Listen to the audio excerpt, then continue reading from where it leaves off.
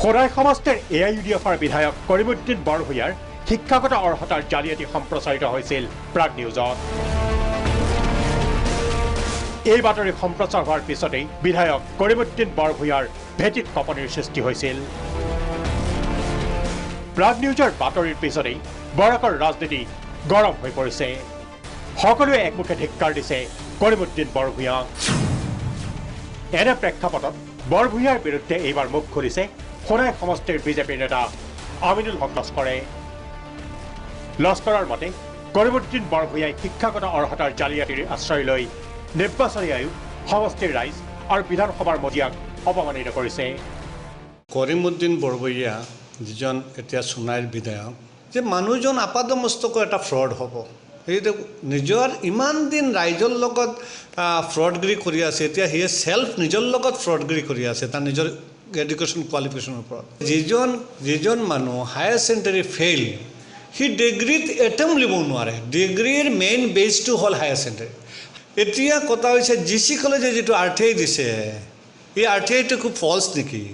যে কাউন্সিলে যিটো RTI দিছে, RTI ৰিপ্লাই দিছে, এইটো কি ফল্ছ নেকি? চৌধুৰী চৰণ সিঙে যদি RTI ৰিপ্লাই দিছে, এইটো কি ফল্ছ নেকি?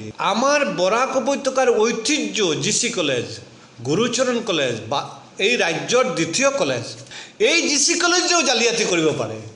এনেকৈ এটা ফ্ৰড মানুহ, এনেকৈ এটা জালিয়াতি মানুহ আসাম বিধানসভাত আফটাৰ মানে ইণ্ডিপেণ্ডেণ্ট এই 70 বছৰৰ ইতিহাসত এনেকা মুন্নাবাই MBBS কেতিয়াও যোৱা নাই, ফাৰ্ষ্ট টাইম গৈছে।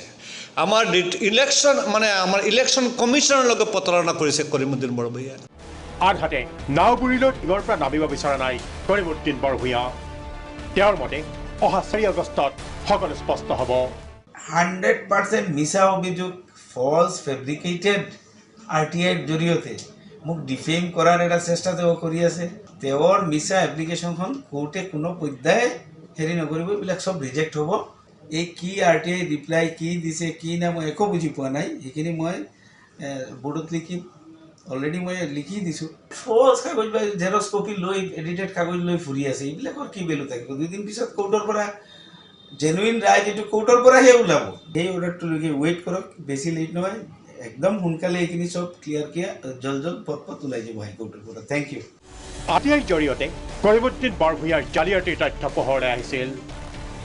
এনে এক পৰিপ্ৰেক্ষিতত RTIৰ তথ্যক ভুল বুলি কৈ কৰিমুদ্দিন বৰভূঞাই তথ্য জনা অধিকাৰ আইনখনকো বুঢ়া আঙুলি দেখুওৱা বুলি চৰ্চা চলিছে। শিলচৰৰ পৰা অভিজিত ভট্টাচাৰ্যৰ সহযোগত ব্যুৰো ৰিপৰ্ট, প্ৰাগ নিউজ।